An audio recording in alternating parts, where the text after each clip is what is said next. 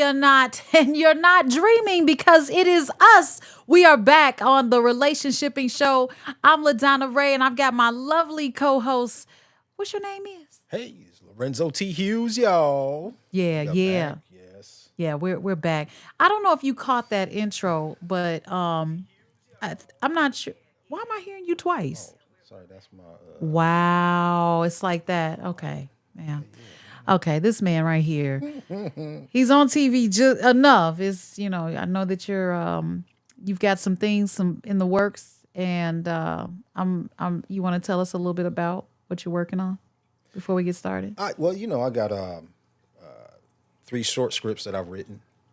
I thought it was One, four. one that I'm completing. I'm almost complete. Okay. I'm still learning how to write action scenes. So it's right now I'm learning how to actually write in the actions. So now that I've gotten to where I'm comfortable with writing in the dialogue, it's now writing in the action scene. So I find myself being too detailed in what type of actions because I've had stunt training and a background in martial arts and boxing and wrestling and all that stuff. I'm actually writing in the specific moves and how the moves should look, and which is probably I'm sure it's probably a little too much, but yeah. Yeah, I can understand being used to doing it and now writing it like Right. because it takes me back to when I started teaching and they said, when you teach, you want to teach people how to make a peanut butter and jelly sandwich, which is not just, okay, go in there and make a peanut butter and jelly sandwich. It's go in the kitchen, go on the top shelf and get the bread, get you tell them every single step. So the same thing goes when you're writing something like an action scene. Ooh, love it, Right, love right, it. right. So And we just came up off of working with a student that was doing a film project, and that was fun, right? yes, that was fun. And I'm always happy to see people learning. Yeah. It's not so much as learning, but actually taking what you've learned and putting it into practice. That I love to see. Well, I've got a picture. I kind of want to show this picture because it shows you kind of how we were interacting together. Now, a lot of you guys, Lorenzo from his work, and I've done some work myself, but working together, that was fun. How did it feel working with someone like myself, I guess? Well, it's actually it was. I'm gonna tell you why it was different because I know you. I usually have the opportunity to work with talent or people that I have never worked with or I work with occasionally. I might work with them on the stage or in front of the camera, and then I probably won't see them for like 6 months, sometimes even a year, or until the next show or the next time Black History Month rolls around. Or to the next project rolls around. Like I said, in this industry, it's a small handful of people that are actually working. So we see each other occasionally. Yeah, we Occasionally. see each other occasionally. So with you, it's a little bit different because we do the podcast, we do networking events and things like that together. So we see each other. All right. Well, let me show you guys this image. This is so funny. We were playing mom and dad, and it was actually kind of cool to be in that position because it was a moment to kind of let each other be who each other was in those different roles. So here I can't really say what I was thinking. Well, I can, but I know I was getting on you about something, and you can tell that you were unaffected, which is it's kind of like real life though for men when there's some woman in the background, "Nyeh, nyeh, nyeh, nyeh," and they feel like, yeah, okay, I'm trying to watch the game. Uh-huh. Okay. What? What? I'm just looking at the photograph. Yeah. You There you pull out. go. Yeah, I love it. There you go. All right, so let's get on with it. You guys tuned in. You can call us at the phone number that was given to you in the notes. I wish I knew that number by heart. Let me go ahead and look at it. It's 312-357-5141. go ahead and make that call if you want to join us live on the call. I mean, on the podcast. In fact, let me dial it so that you can join. And last time we had caller number 1045. He gave us some insight, and we had some comments from all of you, and they actually moved the show quite well because you never know which direction it's going to go in. But in this instance, we want to definitely open it up with what we're going to be talking about today. So we welcome you back to the relationship show or relationshiping show, the podcast where we unpack the stories, struggles, and successes that shape our lives. You know, and what you were going to say No, something? I want to just encourage people to call in. I don't want anybody to feel Be afraid, be scared. in these type of conversations. Because like I love to have uncomfortable conversations. Don't be afraid. Don't be timid. Just because we don't think the same does not mean we can't have conversation or dialogue or be friends. So call in. Yeah. It's not a roasting type of podcast where we're going to roast anybody. I love to hear other people's insight and input and anything that you can educate me or LaDonna on, or anybody in the audience. So, please share. So you're not going to roast anybody? Is that what you're saying? Roast anybody. Nah. All right. Ain't nobody getting roasted today. All right. So today we're talking about something that's been an undercurrent in America's history and culture for far too long. The alienation of Black Americans from the storytelling that defines this country is just ridiculous. Despite being at the center of so many pivotal moments and in history, Black voices have been silenced. Don't you agree? I agree. Overlooked or just outright erased? Kind of pretending like, where were we when everyone else was enjoying life? Were we always in the kitchen? Where were we? You know what? Here, let me set this. I sent you a photo. Do you get it? Did you get it? Let me see. Move it along so I can find. Yeah, I got it. I'll get it for you. The Olmec photo statue. Can you put that up for some people? Yeah, I need you to talk while I bring it up. So LaDonna's going to put a photo up. So most of you that know me, I'm known for having controversial conversations and engaging in controversial conversations. So a lot of my social media groups are can be controversial groups of people. Now, the interesting thing about this, and this is one of the reasons I stopped going live, not because I was afraid, but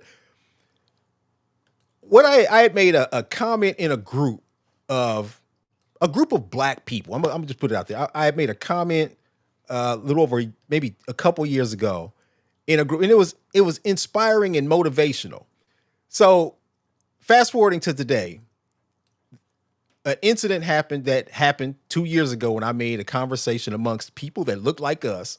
So someone posted in one of my social media groups this photo of the Olmec statue. And I have it up just so you know. And and many of us have seen this statue. This was the photo they put up, and they were like, Happy Olmec Day. And there was some motivating comments on there, about the beauty of dark skin and indigenous people. Now, what I've learned with social media, you have like people that troll conversations. They specifically troll conversations to specifically alienate, dehumanize, insult, and to discriminate against people.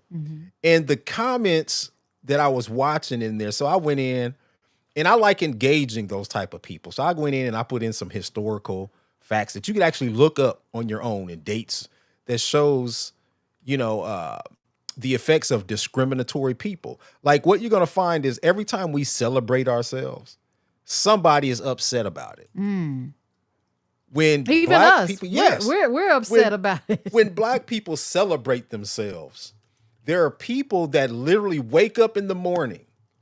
And we talked about this. There are people that literally wake up in the morning with the sole intent to try to make someone's life miserable. That's their lifestyle. That's their genealogy. That's their nature. So I went in and I comment and I was like, beautiful. I'm like, the statue looks just like him. And then the attacks came on me. The insults, and I didn't even make the common comment or gesture that I normally make in conversations. It's like it almost feels like these people are following me whenever I post something controversial so that they could try to insult me or do whatever it is that they do. Hmm. So I engaged them for a while. So, I went in and I made some comments and then they made some comments back. So then I put in some historical facts since they wanted to talk about, try to educate me on Black history and indigenous history and whatnot, and what, the people in Italy and in Spain and what they did and how they traveled, whatever the conversation was. So I went in and put in some other historical facts about, colonization and, et cetera, et cetera, et cetera, et cetera. And I haven't gone back to read if there were any, replies or anything like that. But what that did was it led to this conversation that we're having this evening is that, whenever we decide to celebrate ourselves, why is it that there's certain groups of people that feel insulted? They are angered by it. I don't know if they're jealous by it, but they feel attacked if we in if by any way we are insinuating that we existed in their world. And it goes back even with religious text. If you try to say that there was a such thing as a white angel or a black angel within the whole collection of white angels that we always see, somebody's going to say something. We've seen it just recently. What we see it the most like in Hollywood, which is what I want to, which is where I would like us to go with this.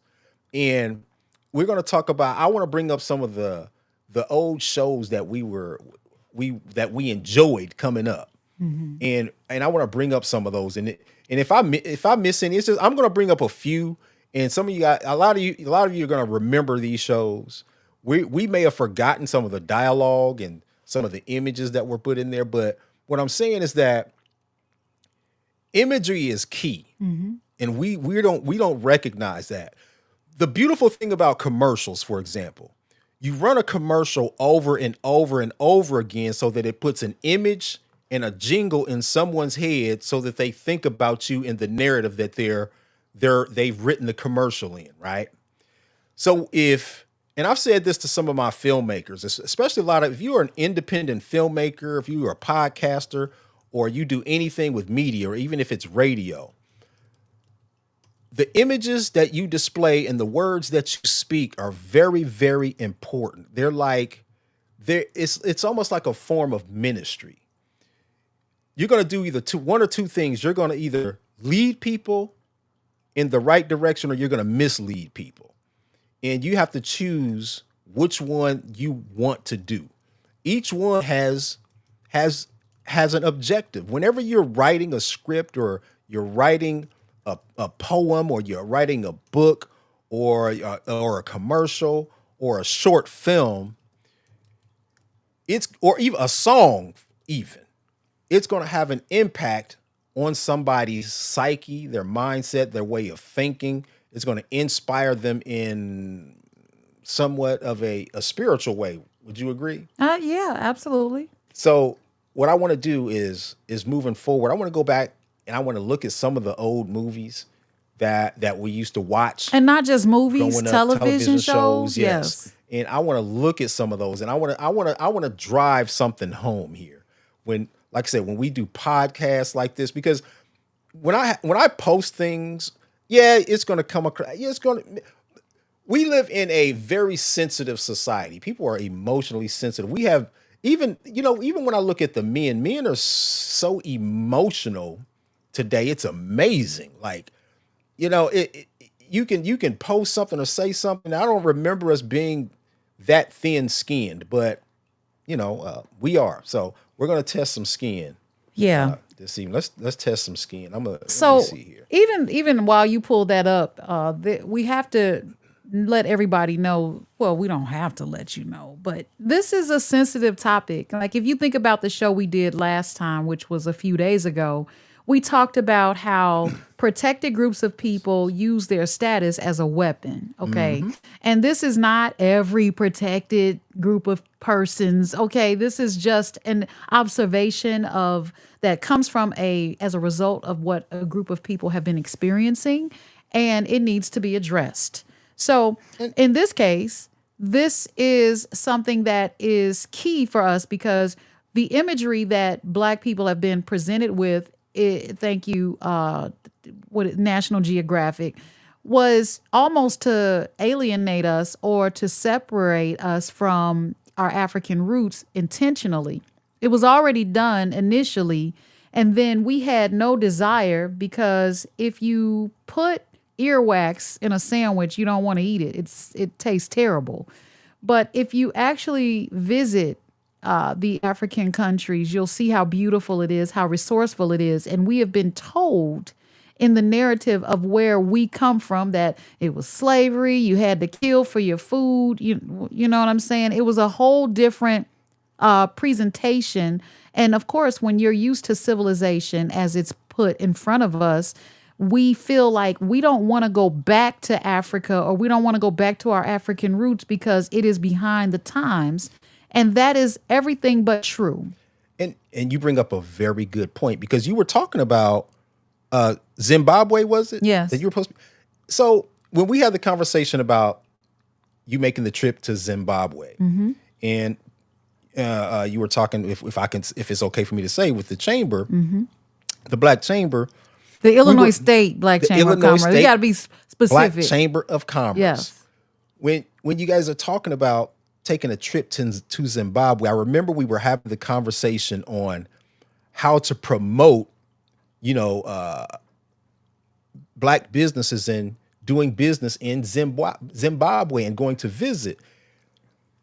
When we look at the stereotypes that we've been given, we think about Africa, what we have been shown on television and in media is that Africa, if you go to Africa, is dirt roads, everybody's barefooted, living in huts. There's Roads. Yeah. flies on their all over their faces, on their mouths. Everybody's hungry and starving, and they're disease ridden. What's been repetitively pushed on us. So Zimbabwe or any place in Africa has not been as appealing as Paris, France, Italy, and all these other countries that you see a lot of us flying to visit and taking pictures and selfies and photos and look at where I'm at, look at what I'm doing, look at me, look at me, look at me. So you don't see us in Africa or having the same desire as to go to a Paris, France, or Italy, or or anything like that, China, Japan, and looking. So we don't see places in Africa as being as Appealing. appealing Yeah. as those other countries. But that's far from the truth. What happens is the Department of Tourism for these different countries are definitely, they have their target audience in order. And when they want more tourism, a lot of times, and don't take this the wrong way, people, okay? I am a woman of color and I am down for the brown, all right? But check this out. We have been marketed. We have been marketed in such a way because we have been chasing the American dream that has been presented to us.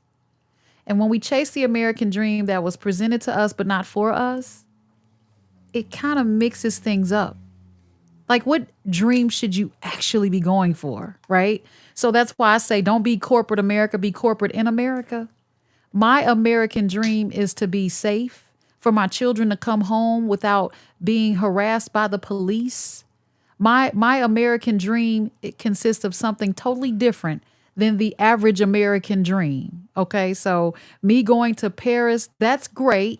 but I really kind of want to make my way around in Nigeria, Ghana, Zimbabwe. I want to South Africa. I want to visit those places in addition to Italy.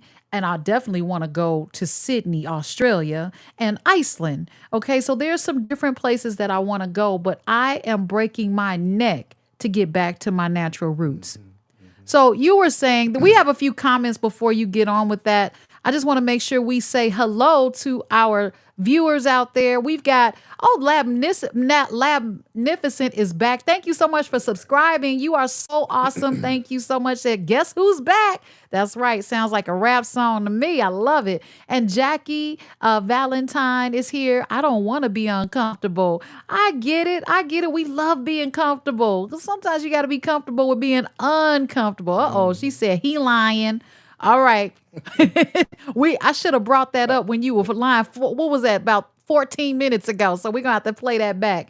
But then you say he gonna roast. All right. Jackie says he gonna roast. And Jackie also comes. Let me go get this narrative out. So she said I have been in many of those controversial conversations. Okay, then that's where this is coming from. She Tell it, girl. experienced. Tell it. She experienced. All right. All right, the brother and that statue look very much alike, and they did. Did you all? You all saw the picture that I put up there earlier, where they look very similar. And let me tell you, I think my very last comment that I put in the chat, because they were attacking me and everything. So I said, to try to stop the conversation, I said, you know what? I apologize. I said, you're absolutely right. That statue does look very European, Spain, French, Italian, or whatever European country y'all want to say it is. I said, and I left it alone, and I exited out. So I'll go back and check the chat. Well, you Maybe know I'll what? check it here. Well, even after that, she said, put the number in the chat. I just did. I'm so sorry about that. I figured if I put it in the notes that you all would grab it. That's a good idea. I went ahead and put it in there, guys. You can reach us at 312-357-5141. And Labnificent says those people don't want to give back the history that they have co-opted. Makes sense to me. Yep, makes sense to me. All right, we got some more comments, but I'll go ahead and show those in a second. Yeah. So for the sake of time, let's kind of move through, because I really want to get to some of these shows, but Yes, I want we to do. attack some of the stereotypes. Like, for example, like when we think about like Asian women in cinema, right? The Asian woman is always portrayed. This is usually like the Hollywood portrayal of different cultures in movies. Like the Asian women are usually the prostitutes, the sex workers, and things like that. Especially if you're talking about like war movies and things of that nature.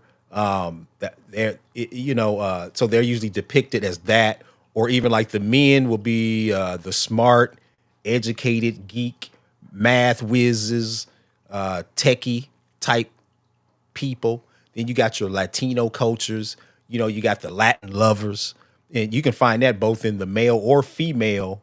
You find the male or female in that category of being the sex symbol.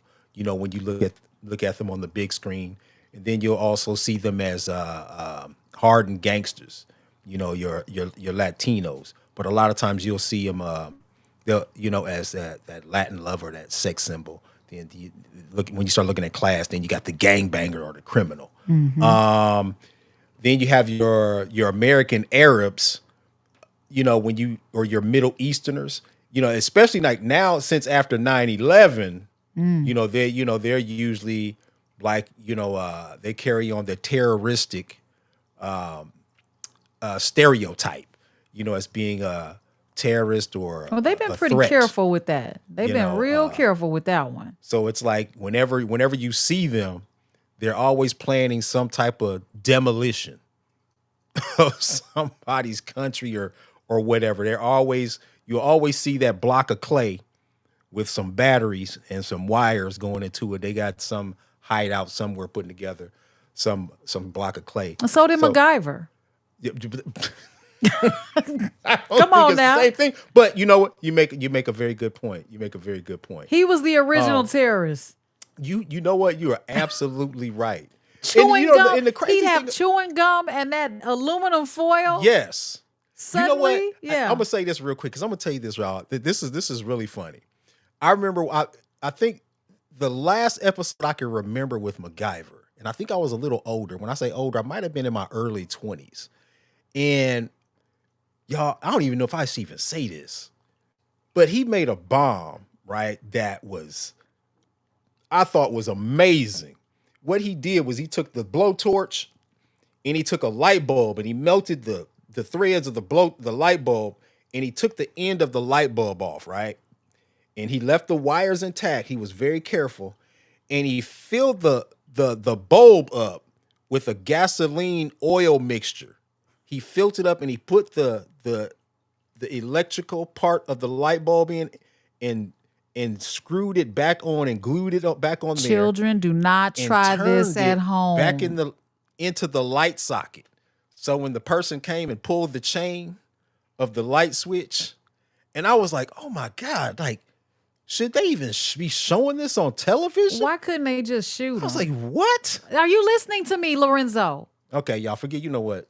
I'm Delete asking. that. Forget I Right. even said that. Right. Don't do this at home. But I was just like, "Oh my God, why they even show something like that on television?"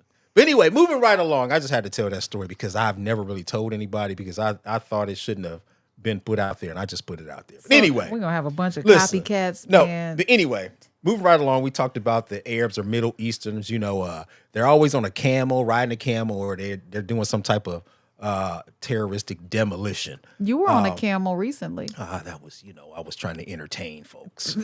I was trying to entertain folks, but I'm gonna say last but not least, and I'm sure there's other stereotypes, so don't be upset if I left your stereotype out. Oh, wow. Don't be angry. I apologize. But there are other stereotypes What out there. about But us?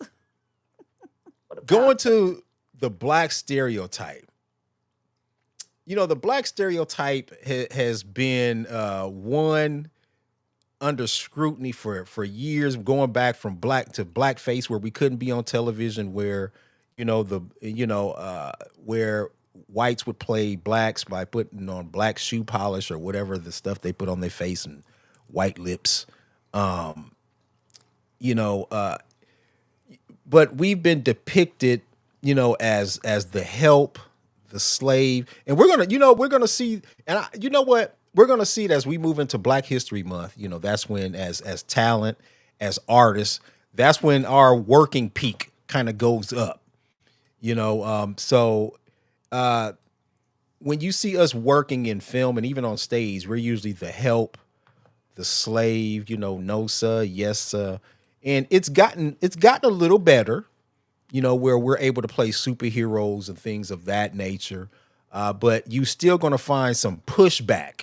We saw pushback with was it the Little Mermaid? That was a few years ago. Yes. Just because they made a brown Little Yep. Mermaid, a cartoon character.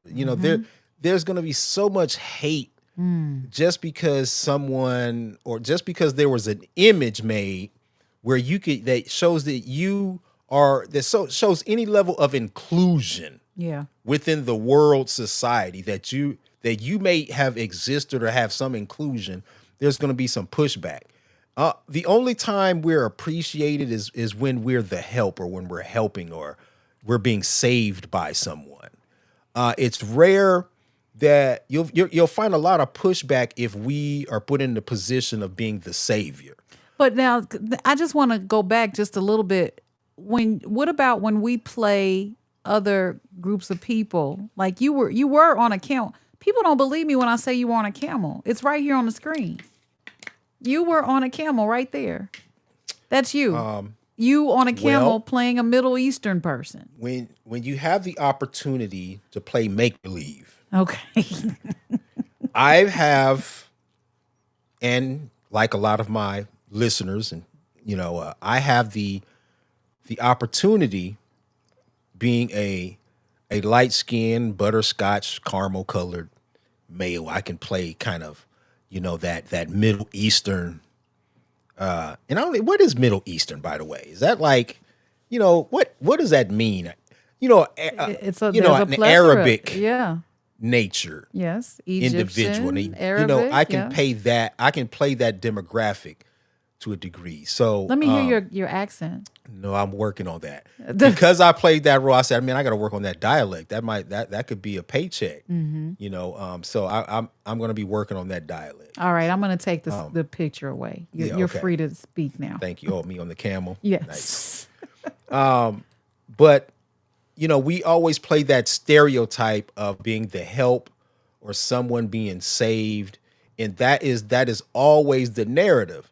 And we've had this conversation where I'm very passionate about storytelling and what story is being told. The reason I'm so passionate about it is because I've been a public speaker. I've listened to music. I've listened to poems. I've read books. I've been in this industry of acting for maybe I think it's 25 years. And I've learned a lot I've learned a lot through storytelling and the roles that I've gotten, the things I've gotten casted for, the things I didn't get casted for, And the thing that I've learned is I've studied filmmaking and watched a lot of films that in our culture, and I want to say I'm not, by no means am I saying that this doesn't happen in any other culture. If it happens to you, or if you've experienced, put it in the chat, share it, educate me, let me know. And I would somebody's love on to a read call. it. Somebody's on the phone too. I'm And just whenever you're ready. and we're definitely going to get to you, but let me drop this in your ear real quick. When it comes to us as a culture, and I'm sure this happens with other cultures, and I've said this to some of my fellow filmmakers, is that we live in a world where you have a culture of people that have literally made themselves God. They have literally made themselves God. So they write their stories with them as being the hero in their stories. And it's like, I used to be upset about it, but I'm like, you can't be upset as someone who makes them the hero in their story. Even if it's in real life. Like if they're telling their story in real life and they want to make themselves Jesus or God, and that's the image they put out there, you can't be mad at them making themselves the hero. The thing that bothers me is that when it comes to us, now that we're in a day and age where we can write stories now. Matter of fact, we're on a podcast. We're not paying anybody to do this, to have access to this. When we tell our stories, we are doing the same demonization that we're putting people under the same demonization that we're trying to escape. We write stories where we are still the villain. We're the pimp, the hoe, the drug dealer, the gangster, the murderer, the prisoner. All of those negative things, those negative stereotypes. And not only that, we still write in our stories someone else coming in to save the day that doesn't look like us. So we have taken that programming and we've used it to, I guess, maybe try to capitalize off of the same mindset or way of thinking. Well, that's all in marketing. And you definitely you take more of a chance when you try to break outside of the box. So because we have been presented with all of this negativity when it comes to our Black community, it's almost close to being unbelievable when we are the hero or we are the Huxtables. I enjoyed watching the Cosby Show because it was on a positive note, but they had some, a little bit of mixture going on in there.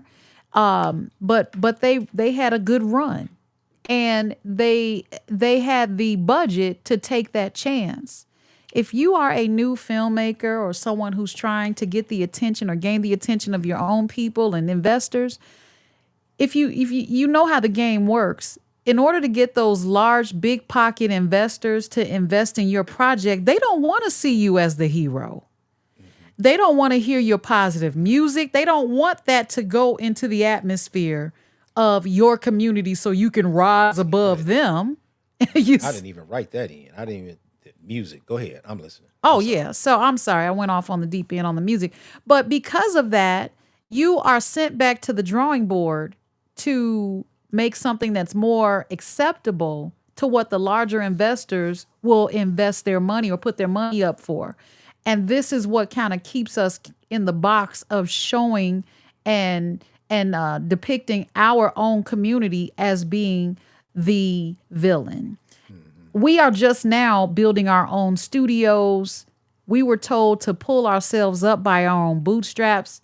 And as it has been said, we didn't have any boots to pull bootstraps up with. And it becomes a distraction when you, like I said, all I want is my American dream is to for my boys to make it home safely. That's very different than wanting a 3 or 4 bedroom home with a white picket fence and a dog and 2.2 children. My American dream is very different than that. I just want to have good health, resources to pay my bills, and make sure that I leave something for future generations that come after me. And I'm talking about for my grandchildren and their grandchildren. I want to get to this caller so that they can join us on the conversation. Yeah, let's If do your that. phone number ends in 1054, join us. Hello. Hi. Hey, how you doing? Good. Thank you for JD, calling. What would you say now? I'm JD Valentine. Well, I'm the hello, one you will call. JD. Yes. What's going on, JD? What's going on, Mr. Hughes? How you doing, my I'm brother? doing good, brother. I'm doing good, Just brother. Mr. Hughes? Well, no, Miss LaDonna Ray. How you doing, Oh, ma'am? I'm And doing thank you fine. for welcoming. Yeah, I apologize. I was an only child, so yeah, my bad. It came up. No, don't worry about it. I was raised as one myself. I wanted to chime in on this because this is one of the topics that me and my buddy we went back and forth about often, and it's the sensationalism of black death culture or black inner city culture. We are a very attention seeking and acceptance seeking type of people. So a lot of times when we try to unify or come together as a community, you have a couple of us who will say, "Oh no, I can't do that. I don't want to lose my job. Mm. Oh no, I'm gonna get a raise this month. I don't want to." I don't want to do that. There's always some butter biscuits or some trinkets that one of us are worried about losing when a little bit of work will basically multiply what you're worried about losing a thousandfold, literally. He said But we're butter so used, biscuits, though. yeah, and trinkets. And a lot of times we're so used to getting a handout on a consistent basis that we're not willing to take a risk to try to win, so we can start getting the handouts to each other, if that makes sense. I agree. I agree with you. And with that, the another thing that I wanted to touch up on was not just the sensationalism of it, but it's how we back the advertising of it. You see what I'm saying? Mm-hmm. With us looking for attention and looking for acceptance, we will allow people to place us in uncomfortable positions just so we can acquire. You know what I'm saying? We have like an acquisition syndrome. We want a house. We want a car. We want the phone. We want the clothes. We want land. We want everything else except the work to do it. We want everything that the work uh, reward us with, Well, wait a but we minute. don't. Why do you say that we don't want the work to be rewarded? I mean, just break that down for me because the ops have constantly labeled us as being lazy. Are you in agreement with that? No. And when I say Okay. we, talking about you and me, because as individuals, we work, right? You Mm-hmm. go to work, I go to work, he goes to work. But where do we come together where we are doing the work? You see what I'm saying? Us doing the work together. We all get out here as individuals and pay our own bills, pay for our own house, we pay for our own cars, and we run our own businesses. but we do not put a collective hand into the community to sustain those things ourselves. As individuals, we do.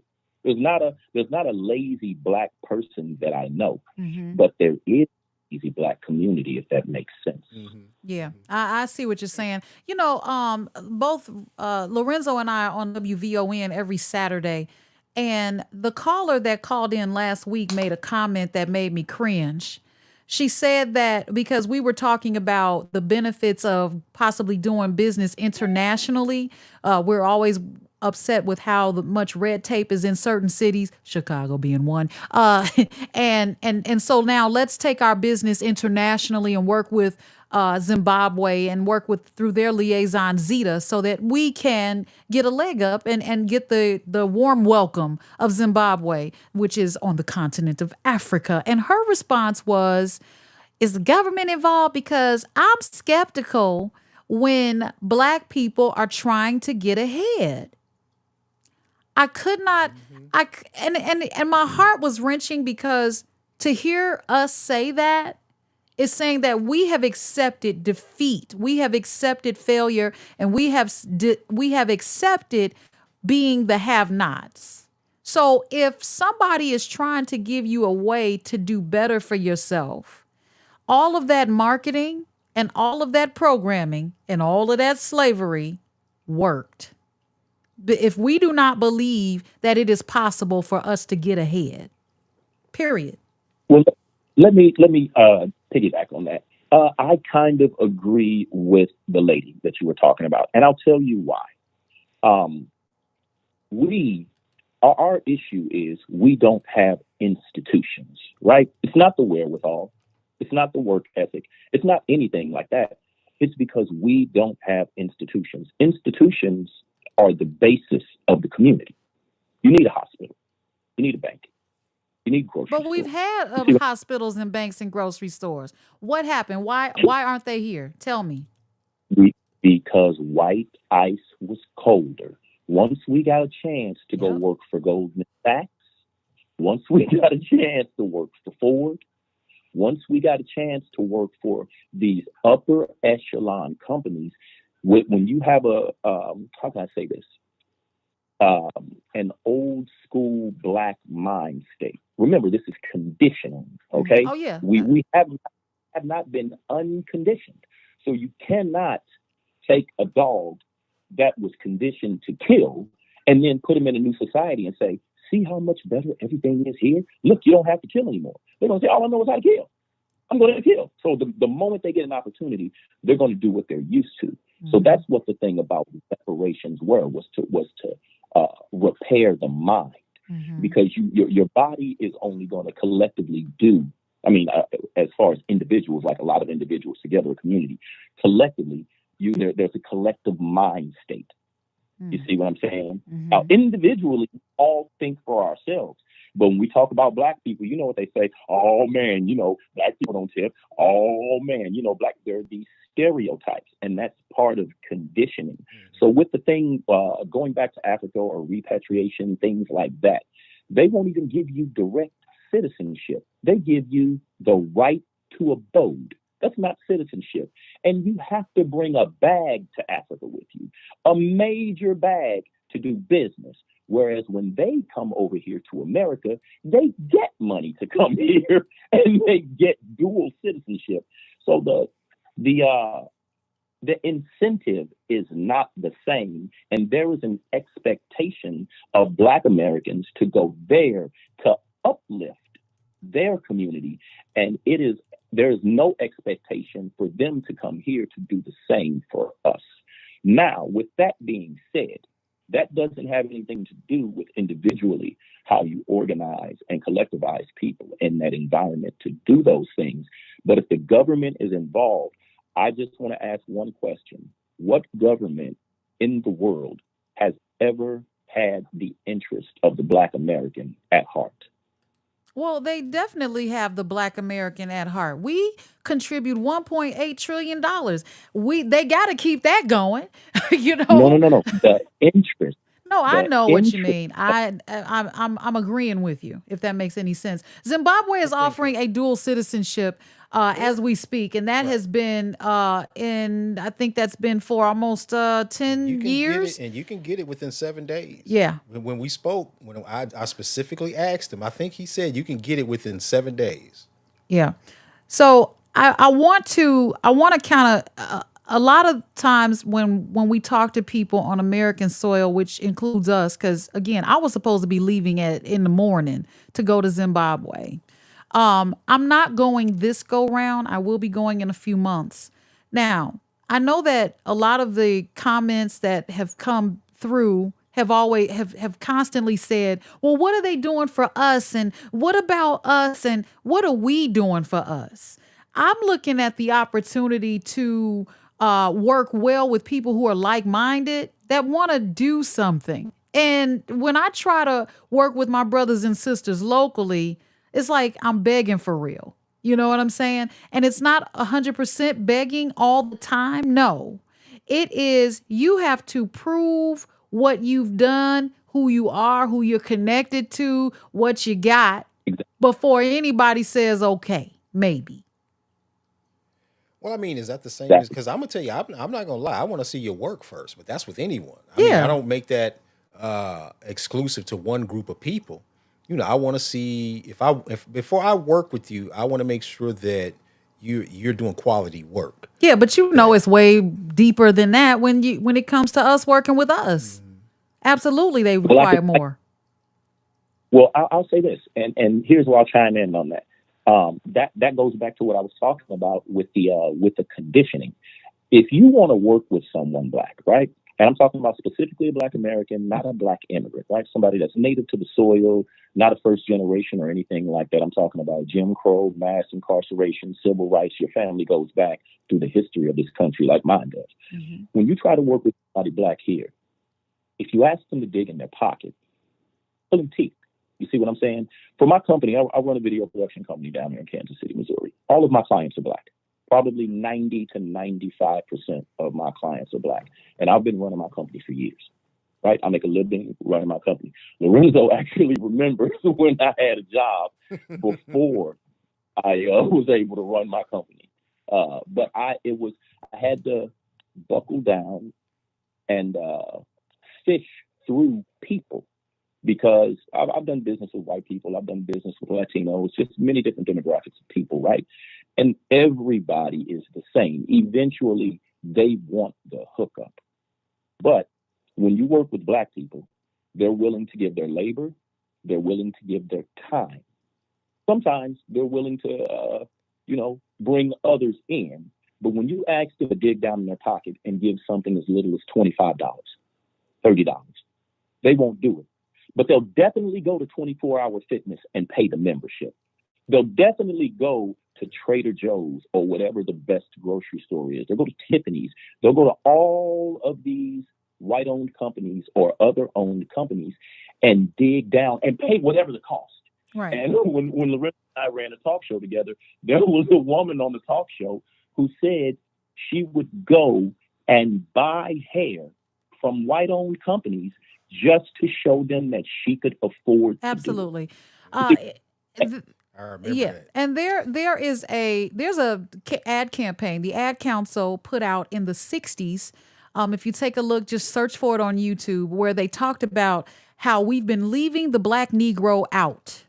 And when they realized that they were leaving the black Negro out, they said, this is stupid of us. We need to include the black Negro. And in the narrative, it specifically states that the black Negro will purchase something that is above their means just to prove that they can purchase it. It said that.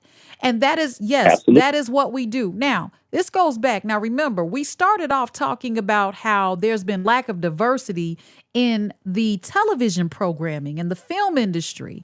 And I don't want to get away from that, but we had to unpack this piece because all of that is conditioning even in the television and film industry. So that's why we are the way we are. Like you said, the early adopters of the BS. I'm paraphrasing. I know what you said, but the early adopters, the early adopters of the conditioning that was learned and it has been taught.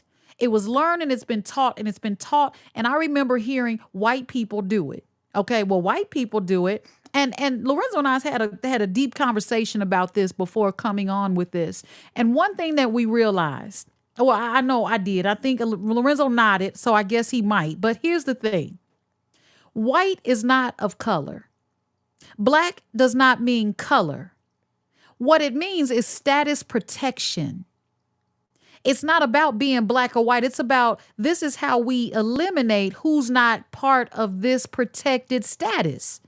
So if we identify you as black, then you are not part of the protected status culture, which means it's normal for there to be a Oscar award, Emmy award, Walt Disney World, and then it's going against the norm when you decide to have black Oscars, black Emmys, and I say black so ugly, didn't I?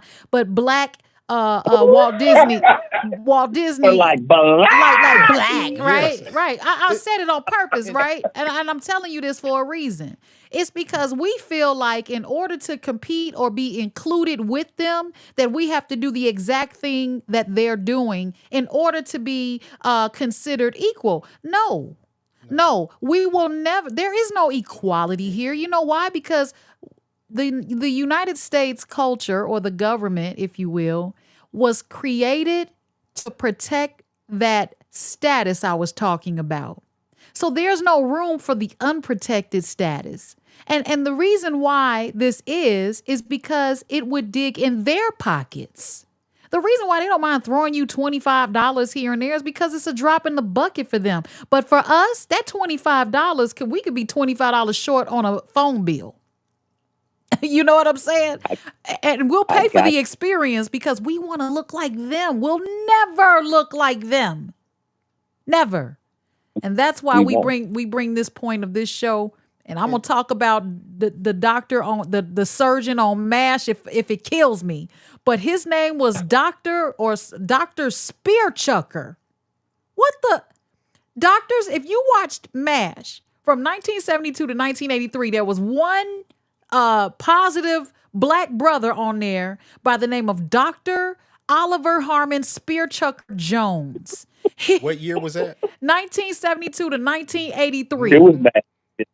I remember. You remember his Yeah. black self? Okay, watch I this. And He was the only black dude I saw on the show. yes. huge, right? Huge, right? So he was a black surgeon who appeared in the early episodes of the show. However, his character was quickly written out because, well, we don't know why. Okay, Alexa, cancel. Okay, even she's listening. That you know what I'm Well, saying? And these are just examples. Lorenzo, you gotta get to Tarzan if it kills you, okay? No, Because it was funny let because him get it. Let him get Yeah. it. and listen, we were talking even last night. We were watching clips because we were having a conversation. I can't remember how we got to it, so I had to pull some clips of Archie Bunker and the Jeffersons. And these Oh are wow. shows that we loved, man. We watched them. these shows, and for some reason, we never paid attention to the racial tones that was in it. And this was back, I think it was the same through the late 70s, yeah, mid to late 80s. mid to that these yeah, mid that these 70s. shows ran. And we loved these television shows. I mean, even when you look at shows like even Different Strokes with Gary Coleman, and who was the orphan that was saved by Poor a baby. wealthy family. Poor baby. You know, He never grew an inch taller. Yeah, you had Give Me a Break with Neil Carter, who was the help of a wealthy family, and we know what that family probably looked like. Don't forget Benson. That was a boarding school. Right. And what was her name? Kim Fields. What was she doing there? Same hairstyle every show. Go on. Who else? And sort of like, well, maybe not so much like MASH, but We all used to watch The Love Boat. And what was the bartender's name? Yeah, him. Dang Uh, it. Yeah. With the big thick Yes, mustache. you had the bartender. Ted look like You something. one of know, the whispers, but right. Yeah, he was And one of the whispers, wasn't he? so, oh, I'm bringing these shows up is because y'all listen, and these are things that I sit and think about. We were the culture that were victims of these type of narratives, right? This type of agenda that was pushed, right? But we still live amongst the people that pushed the agenda and the descendants of those Isaac. people. His name was Isaac. Isaac, yes, it was. from the Love Boat. Yes. And we were talking and leading up to what That's LaDonna was talking about. When I talk about the heroes that are put out there, like I said, I'm not mad at another culture that makes themselves the hero in their stories. Because like I grew up, I was watching the television show. Remember, if I don't know if y'all watched The Greatest American Hero. Yes, that flying fool. Oh, I Yeah, love the Yes. teacher. Yes. Who found that the aliens came and left that suit. Yes, they right. I never thought I could. Yeah. I guess if we sing it, they can't Be. flag it, right? You know. So you had the greatest American hero. You know what I'm The saying? flying fool. That's what I called him. That was one of the heroes, and we loved Christopher Reeves and Superman. Man, we loved it. And he We ended loved up, them yeah. shows, right? Mm-hmm.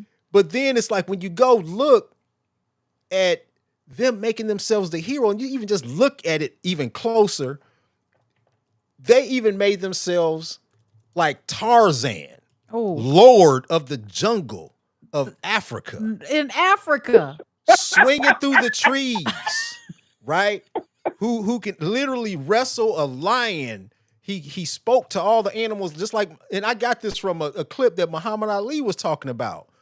Tarzan swinging through the jungle in a diaper can talk to the animals. The Africans been living in Africa for centuries, And all of a they can't sudden- even communicate with the animals. But you got this white man swinging through on a vine in a diaper, singing,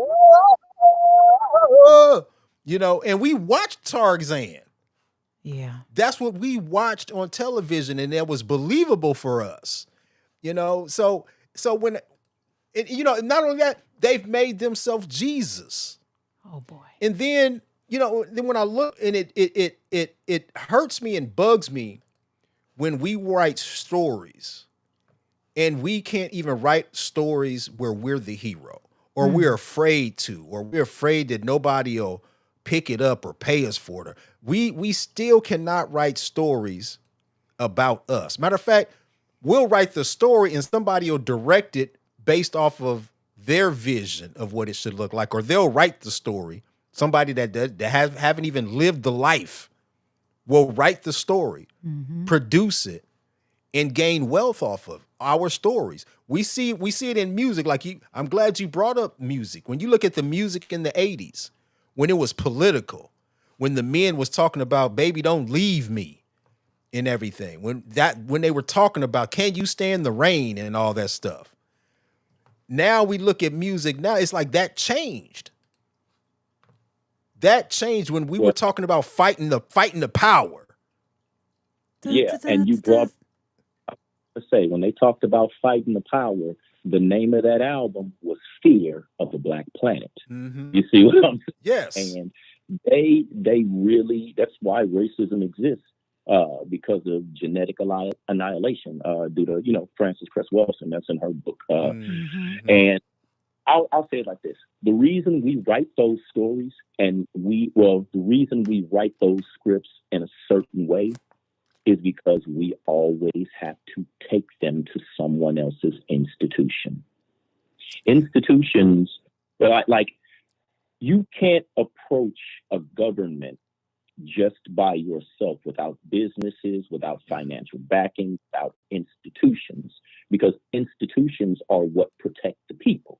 But if I have to go to your studio, yeah, I'll get you taken care of as soon as I take care of my people first, as soon as I take care of my employees first, as soon as I take care of my expenses first, and as soon as I take care of my pay first.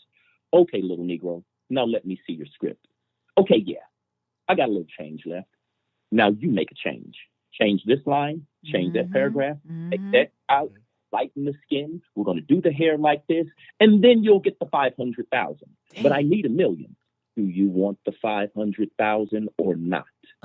Yeah, I do. Yeah. Those changes will cut the check. You said, wait, And then make him a pimp and not a president? Okay, no problem. yes, because when you go to anybody asking, that makes you the hope.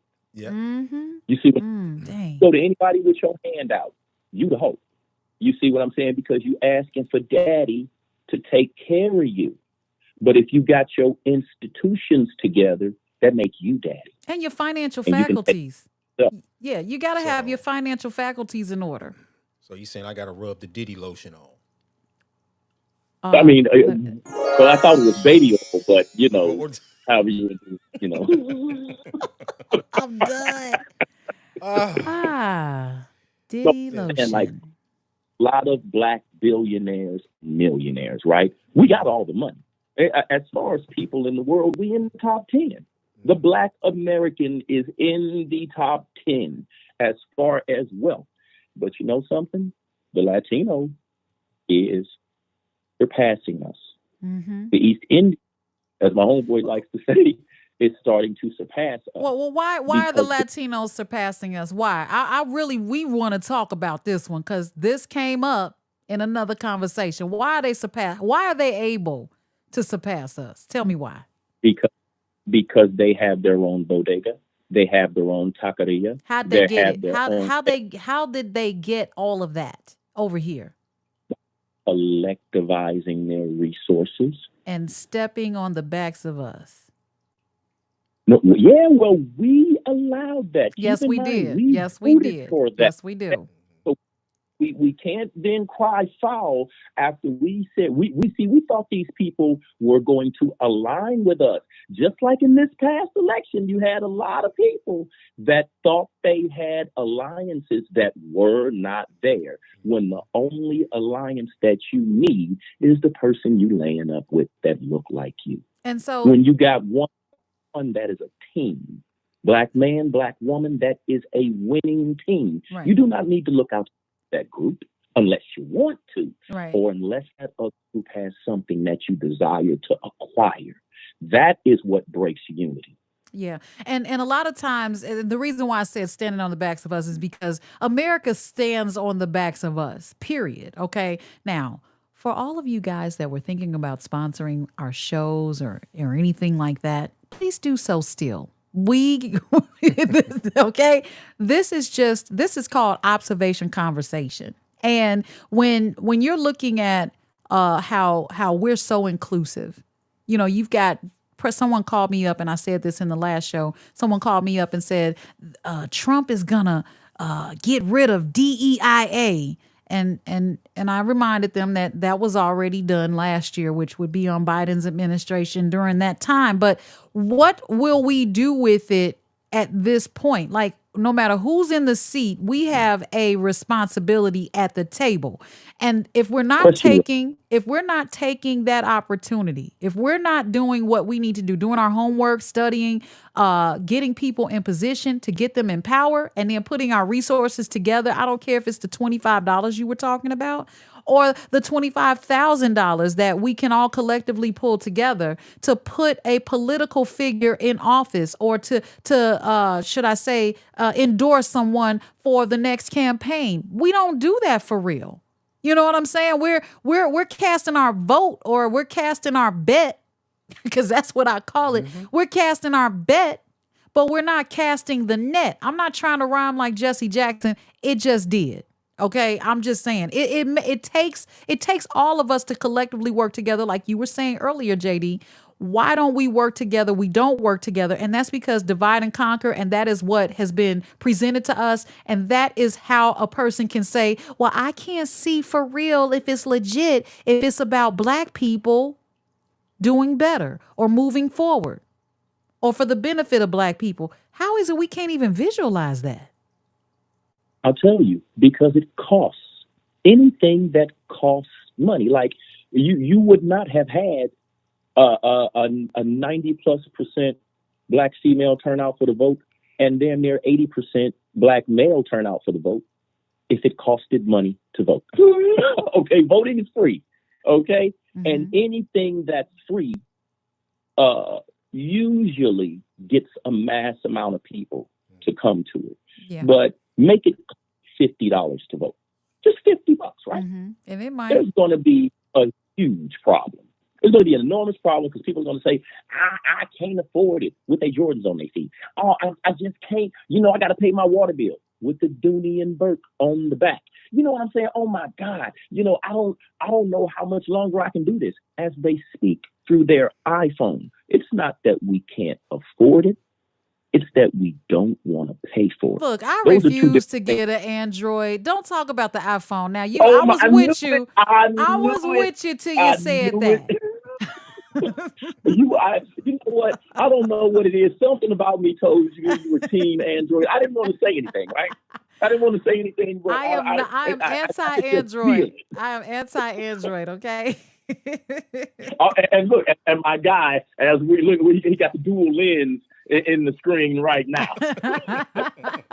But yeah, my thing is this: we have to make smarter decisions on where we place our money. We are $1 trillion+ people. Okay. Yeah, we're almost at 2. We're almost at 2. Yes. We have billionaires. We have multi-millionaires. Our athletes and entertainers are the cream of the crop, and even our physicists, scientists, and doctors. Any area where we excel, we usually are the best. You see what I'm saying? But we always, and I'm saying this all the time, when we get our money, the first thing we want to do is get away from us. And we want to spend it. And we want to spend it, JD, because that is how we have been trained. We have been taught to be consumers. Think about the school system. Go to work. I'm sorry, go to school, go to work, go shopping. Our form of paying ourselves is to buy stuff. We have to rethink and we have to change the narrative. Now that we've jumped up and down and identified the problem, what do we do to fix it? Okay, I'm a problem solver. I used to put the budget, I still put the budget on the door. My children are 13 and 15 years old. And when my older children were younger than that, I would put a spreadsheet on the door to show them how much each utility bill was and how much came in. I was not playing. And it wasn't to say, Mama's struggling. Look at what Mama's doing for us. To this day, you'll find out what kind of parent you were when your adult children call you and tell you. When they say thank you, okay? When they say thank you, I learned a lot about, I didn't see the benefit then, but now I understand. Well, I did my job. I wanted them to see that the light bill ain't free. And that's just how it is. But you have to understand how money works. Money is not really, my aunt told me actually, she said, money does not belong to you. And I thought she was lying. She said, when money comes in your hands, it goes to someone else. And I'm like, not if I hold on to it. But what does it do if I hold on to it? Nothing. No. Nothing. It burns a hole in your pocket, right? So why didn't I get the second part of that, which was you have to invest it. You have to impregnate your money. Okay. And we just, at this point, we got to figure out, what do we do from here? Yeah. I put a chat link in here. I'm sorry. Hold on to that, JD. I put a link in here. Yeah. I was talking about how to sell to the Negro. This was put out in the 1960s. I would love for you guys to look at it on your own time. But I put the link so you can, I'm sorry, this was put out in 1954. My bad. But make sure you take a look at it. You'll rethink when you walk through the stores and them following you around. It's no different than it was then. Mm-hmm. I'm superimpose Lorenzo into that video so he could be the light-skinned Negro that they let in the store back then. Yeah. So don't you know? He could buy. So he could be the one buying stuff in there. No, I'm just joking. But I'd probably be in the kitchen or breastfeeding somebody else's kid. What can I say? Oh no. Yeah, all you got to do is have a white man that like you, he'll carry you around. That's true. My bad. Forgot about the benefits. Okay. Yeah, I mean, you still got lady privilege. You know what I'm saying? Y'all could make it happen. So this is what I think collectively, and the Black Panther Party had really the Black Panther Party and Malcolm X had the best fix or repair for Black people. And when you have your own, you don't have to ask for a position or a part of somebody else's. I don't have to ask you for a ride if I got a car. I don't have to ask you to borrow sugar if I go to the grocery store. You see what I'm saying? God bless the child that has his own, right? We have to all what we think money exalts ownership. It does not. I would you know how have you ever watched Shark Tank or any of these shows where you have entrepreneurs coming in trying to find investors and the investors vie for control of the company by negotiating deals. And it'll be a mix of equity, percentage of control, and operational cash, right? So one shark will say, hey, I'll give you $150,000 cash plus 35% equity in the business if you take my deal. And somebody else will say, hey, I'll give you 500 grand cash right now, but I own 65% of your company. That's a bad deal. You know what I mean? Right. They own 2/3 of your company, so they are the majority. They basically bought your company from up under you. You see what I'm saying? Gave you an office next to the corner office. Exactly. And so when we look at cash means so much to us that we are willing to part with that which means most. I've watched people get life insurance policies on themselves and die Fake their death when they could have been healed because it will give their family resources. Oh, yes, there are people. There was a case here in the city not too long ago where there was a guy. If it wasn't in the city where I'm at right now, it was in this country. There was a guy going around buying life insurance policies on homeless people and then killing them. You see what I'm saying? So this just went dark real quick. Bring us back. And my reason for saying this is when there's cash involved in the situation, you really don't have as much control over your decision as you think you do. That cash is like a lien on a house. Yeah, it's your house as long as you make sure this note is on time or this note is paid. Yeah, it's your house as long as you make sure these taxes are paid. Yeah, it's your house as long as the grass is cut and the maintenance is kept up. You know, there are stipulations on the responsibility of that property while it's in your possession. But if you buy it cash, guess what? All of that goes away because it's all right now. Well, you're saying if you buy your home cash, all that goes away? I'm saying if you buy anything cash, you like when you don't have a lien on your house if you buy it cash. Like you don't have a lien on your car if you buy it cash. Like for instance, I went to go buy a truck a few years ago, probably about 5 years ago, and I knew that if I financed it, the truck was about $4,500. It was between $4,000 and $5,000, right? Now, if I financed the truck would have been closer to $6,500, right, with interest.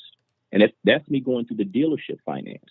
But I had a credit card in my pocket, plus I had cash. So I took the credit card and my cash and purchased the truck outright so I could leave with a title.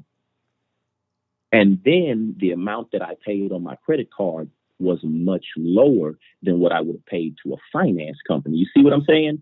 And now I have complete ownership of that thing. It can't be repossessed. Now, some people, JD, I'm sorry, I'm sliding in. Some people are payment buyers. Some people don't have that dispensable income or that much saved up to get a truck. I bought my truck 4 years ago. I paid cash for it. And I put in so much money to keep it running, but it was still cheaper than a car note. And I think that it was still right. It was still cheaper. I was like, they told me $750 to fix it here, $1,000 for that. It's still cheaper than paying $600 a month for 10 years, you know. But some people, and I used to sell cars, But some people are just payment buyers because it's more affordable for them. But that's how America makes money. America makes money off and the backs of those that are payment buyers. and we have to break that Right. conditioning as a unit. So going back to the Latinos earlier, you when we were talking about them standing on the backs of black people, check this out. Uh, I would drive Uber a lot and Lyft a lot, right? And I would take a bunch of people back and forth to Hey! I would take a bunch of people What was back that? and forth. That was my dog. I had to tell him shut Oh, up. no I, warning. No I would warning. Just Peter, don't go get him and his dog, okay? so I would take a bunch of people back and forth, and I would pass Home Depot and Lowe's a lot. I would see teams of Latinos, 5, 6, 7, and they would be waiting as a crew to do somebody's porch, their steps, their roof, their sidewalk, their garage. And they would live together, pay rent together, and break the bread that came in together. You see what I'm saying? Again, we don't operate like that. Your money, your money. Lorenzo's money, his money. My money is my money.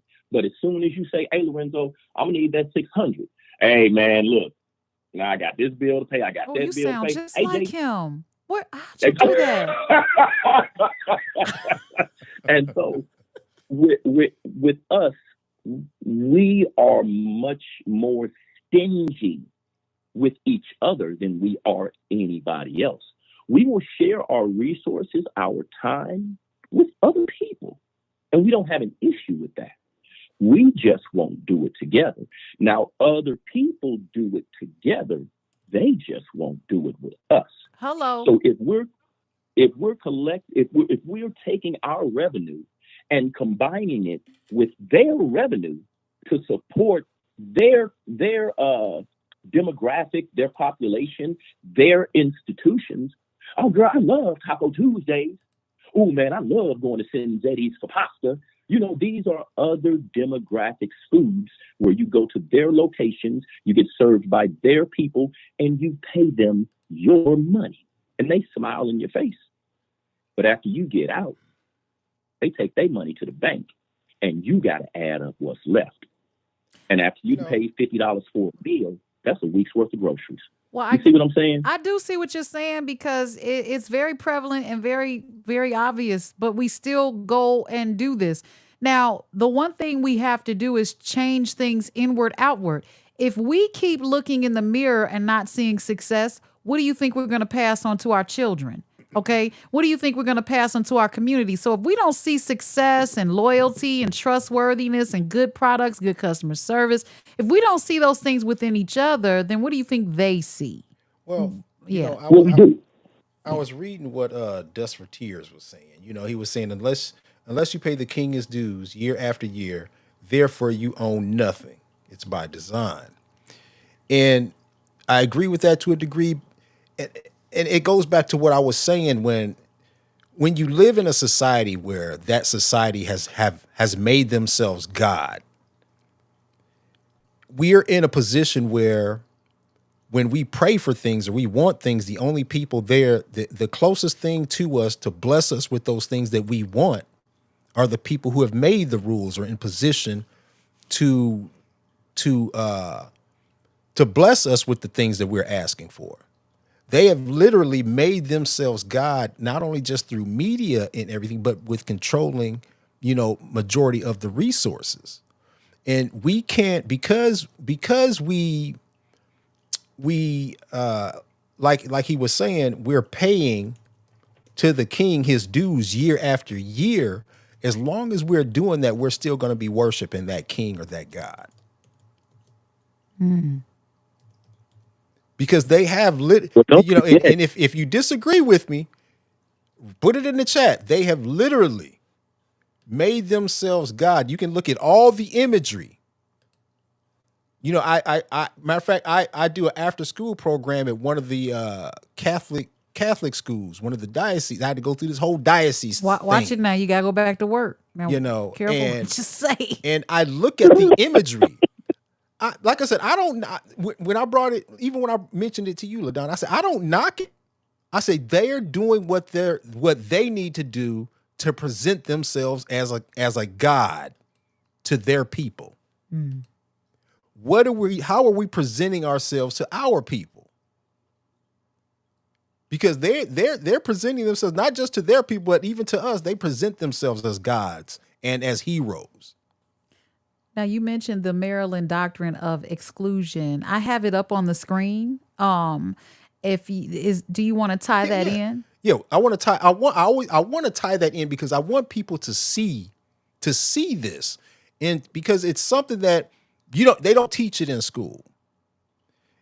And this it's a doctrine that was put in place and enforced by the federal government. And when you look at that doctrine, which I believe it was at 1638, what year was that? The Maryland Doc was, I It's believe it. right. It's right there on the screen. It's 1634, 1638. Okay, yeah, 1638.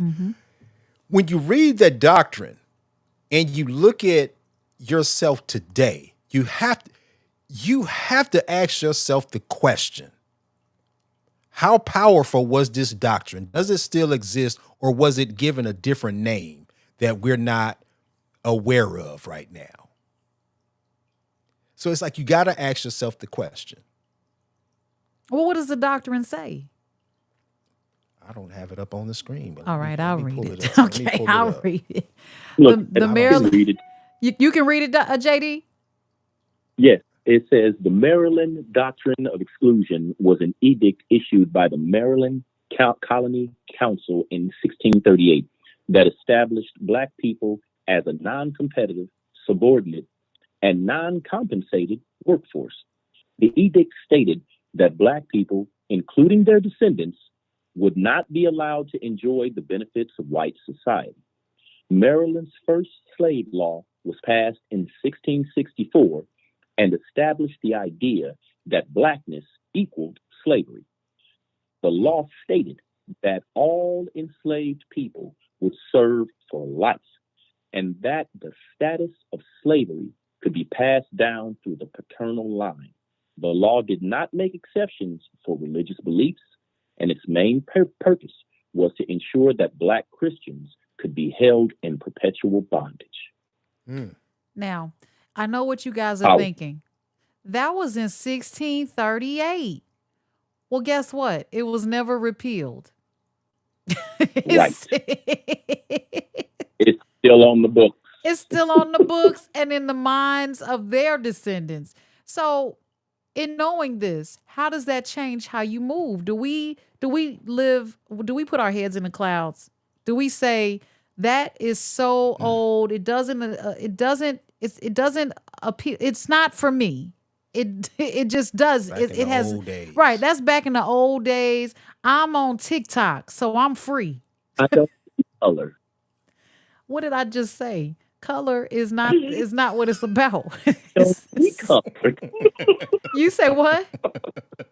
I don't see color. You That's don't how we see just color? asked it. I don't see Then you're color. colorblind. So that means you don't know that you have on a blue shirt and a purple. Hey, Anyway, my did you point is, go ahead? it's not about the color, it's about the status and how to differentiate the status. And instead of giving you we got $5 Indians. Lorenzo, you reminded me of that. And you got Oh, you people. got to stop. That's a whole other thing. Mm-hmm. Okay. Dang, Yeah. we were supposed to be talking about TV shows though, but this is so It, real. Like but there's been an exaggeration of everybody's culture in television, and ours has been at the same level since the beginning of time. it, If we're not I hear you, go ahead. Go Lorenzo. ahead. I'm If sorry. you're not a mammy, okay, if you're not a sex worker, a drug dealer, a pimp, a drug addict, all of these things, you got problems, baby mamas, multiple baby daddies. If you These are all of the things that follow our culture in every presentation of the sense of the matter, in the music, in the, because you were talking about how I said baby don't leave me. but now the music says bitch bye. It just does, okay? Because now we are separating and dividing the families. And when you divide the families and you present this to the children and you take away the power of the parents and the teachers, you have what's called a government run set of generations to come, period. And they are going to constantly train them to be consumers and slaves, and they won't realize it. That's all I got. And now in 2024, and that is the explanation of how we got here. Now, to go back to what you were talking about earlier about how to repair that, you have to unlearn. Did you ever see or watch the movie Higher Learning? Yes. And, I love and that they soundtrack. Loved it. I love the soundtrack and the movie. And if you watch it, they never air that movie.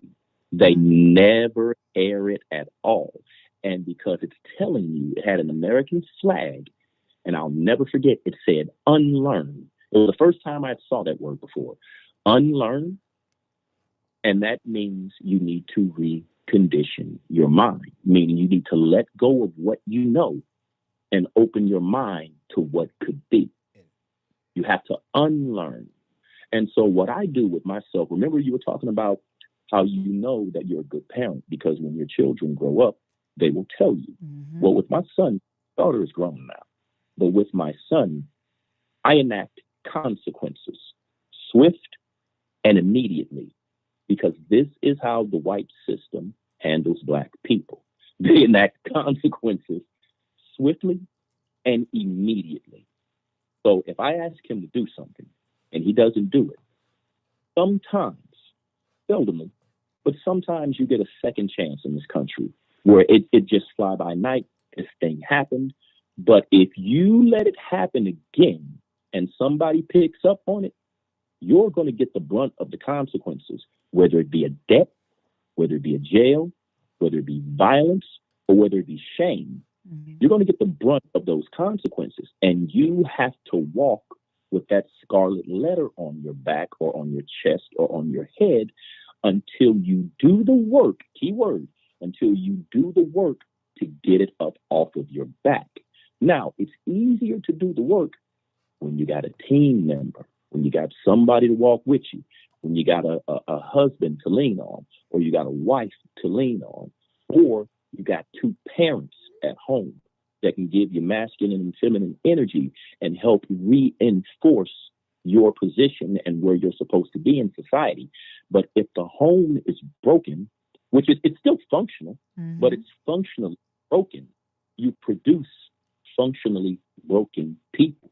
So you can release them into the world and they can operate as regular people, but they are functionally broken because the fabric of the society and how it's supposed to be interpreted, they don't know that. They're working or they're living in a fantasy land on what they think it will be. Well, and what their mother. Go ahead. I just want to. Two-parent homes do not guarantee law-abiding and productive children. It You're right. I just want to make that clear because You're, it just right. it's not the formula. You know what I'm saying? It's you have a higher chance of having that happen. But I know a lot of parents that are still together, drinking the wine together because they can't figure out what happened with the kids. You know what I'm saying? So, yeah. But it's easier to balance yourself with 2 feet, right? Yeah. Now, when we play kickball, we only use 1 foot to kick, right? We don't need both feet to kick, right? Right. But it's easier to balance yourself with 2 feet. So it's easier. You're a more balanced individual when you have the ability to receive information directly from a woman and then receive information directly from a man, because you don't need to receive a man's interpretation of what a woman is or a woman's interpretation of what a man is, because you get it directly from the horse's mouth. You see what I'm saying? It's just like when someone says, "Hey, I need a remedy." No pun intended from the horse's mouth, but go ahead. It's just like when somebody says they need a remedy for an ailment, right? Now you can go to a general practitioner, You can go to a clinician or you can go to a doctor, right? Now, most people say, I'm going to go to the doctor, but that general practitioner can help you with that ailment. That clinician or that pharmacist can also help you with that ailment. We have to open our mind to the options that are available because we are steadfast to the choices of the past and things that we were raised on. You see what I'm saying? But if we open our eyes to the options that are available, there's always more than what we think is available. But we just go with what we're comfortable with and what we're used to. And that can be a road to destruction because if you come from a single parent household, you're going to say, okay, it's okay. My mama did it by herself, so I'm going to do it by myself. Yeah, but it's more difficult. What are you going to do if you get sick? I'd like What are you to going to do? I'd like to ask a question, JD, because you hear a lot of times people refer to the black household as being broken and then saying that it should have been two parents. But what if it's not? Like, how do you still prevail with the way that it is so that we can stop repeating this havoc? Because one thing And that doesn't help the situation is saying that where you're at is not going to work. What helps the situation is saying that where you are, this is how to make it work from there, and then training up your children to have a more clear vision on being intentional in what they do to create their families. Because I didn't say, shoot, my mama raised me by myself. Shoot, I didn't even say that right. My mother raised me by herself. I'm gonna raise mine by my. I didn't say that. I got pregnant. Okay, I got pregnant, and the guidance that would have been helpful before I got pregnant would have been more so like, do you know the Williams down the street, mother and father, two kids, dog? Is that what you want your life to be like? More so like that versus where we are or what's next door? See, that would have given me a visual, and then I could have studied, and then I could have channeled, and then I could have possibly looked into how to live that life versus if mama did it, I can do it, and my kids can do it. I particularly show my children men and women that I went to school with or that I know of that met in high school, met in college, fell in love, got married, have beautiful children together. And I show my kids this image all the time. Now I was married, I'm divorced, and what comes with that sucks. Okay? It just sucks. And unfortunately, the children are the ones that suffer the most. I'm cool with it. I'm like, yes, but the children suffer. So I have had to retool my children and say, like you said, unlearn what mommy and daddy did. And I want you to be more strategic with how you think of choosing a mate. The girl with the camel eyelashes that's showing you her tatas on FaceTime, that's not who you want to be with as a wife. but So what if she is a believer in Christ and she upholds the most Christian values? She just likes to show off her beauty. That's all. right. But see, even in my 40s, my pastor told me when I started dating, your body is your temple. Now, why he told me that at 40 something, I don't know, because I would know that by now. That's something you would tell your children. Your body is your temple. Her mom is not telling her that. And who knows what else comes with that. And if that's where my grandchildren are going to end up getting raised, it's not a good look. Okay. These young men and young women, these boys and girls need to be shown what a healthy household decision looks like. Because even if they didn't come from one, even if they didn't I come from mean, one, my kids were born. They were yeah, born look, into a married situation, but then they watched it fall apart. They need to know that it still exists. I'm sorry, Lorenzo. Hey, I listen, just I got don't real think Lorenzo it's. I passionate. just itching. don't think Just it's. about to tell you, I he don't itching to think get it's in so here. Let much us is get in here. is showing like children that, but it's making it seem cool because you have Yes, people who aren't adults who are well up in their 40s that still don't take the relationship serious. They don't think it's cool. Like, absolutely. it used to be where men would get together and hold each other accountable for misdeeds within the relationship. And I'm gonna give you this quick example. When I worked security at Truman Medical Center, and I may have told both of you this, or both of you, or one of you, I heard it. and I'm about to be I, dying. I Go worked with ahead. a friend of mine, man, and loved him to death. And most of that crew at Truman, we were all black officers. So we went to each other's barbecues and get-togethers and cookouts. And one of his cookouts, we went to several of them. So I was cool with him, his wife, his daughter, and everything.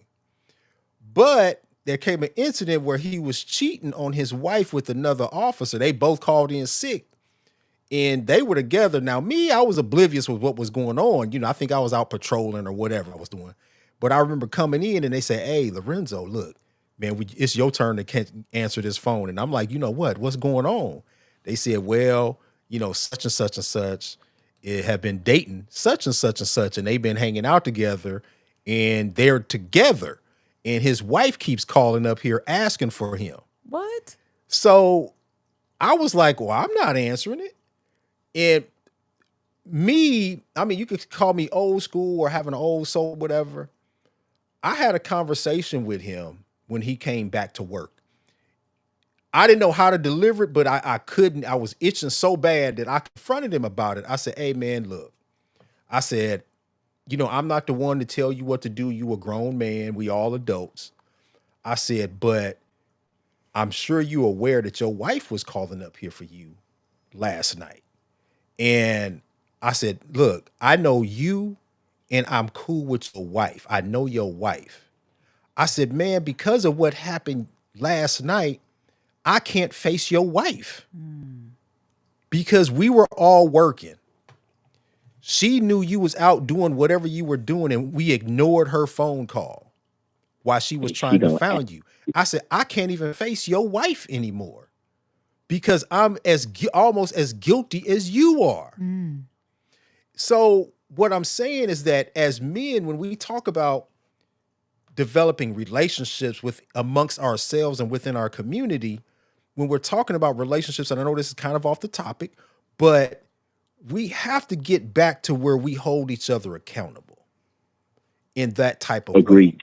Because Agreed. sometimes we do need, look, men, we're men and women. I don't expect my woman to, just because she met me, not to look at somebody else's biceps. It's going to happen.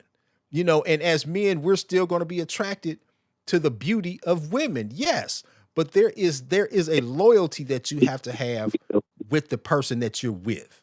I don't expect you not to be human just because you met me, or not to be beautiful just because we got together.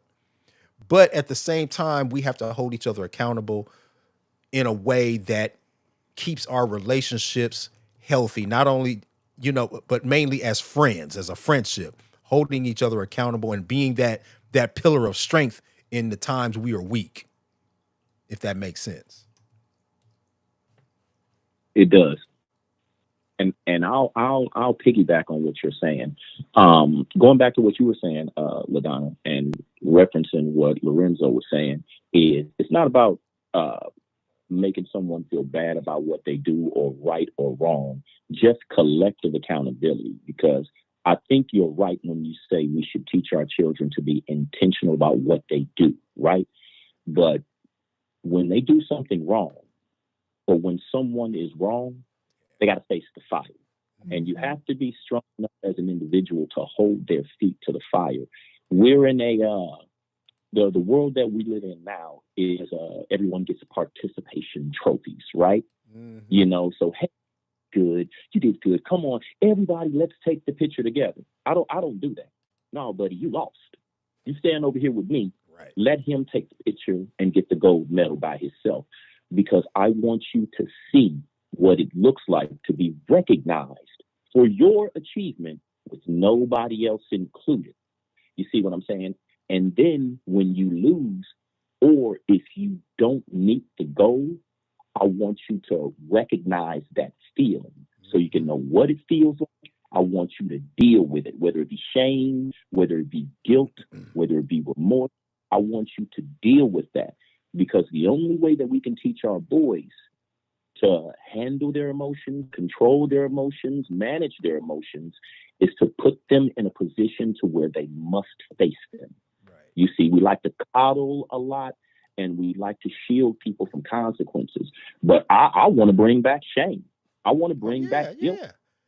That's back the that's consequences, that's the thing that because makes we you need work. them. Yeah. That's the thing that makes you work harder, run longer, run faster the next time Well, if Absolutely. you want to win. you mentioned a guy with biceps. Somehow he's on the screen. LOL. I'm just saying. Somehow he's on the screen.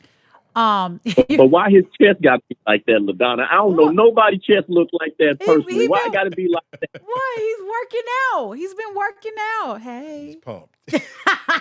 He's he pumped. looked like Thor? Okay, don't nobody look like that. You know what? See, Hey, we why? talked Because he about black. superheroes. See now, yeah. If See, you put the if you Now wow. change look, the skin you tone, that is JD almost wouldn't have said boy. nothing. Look, that takes years.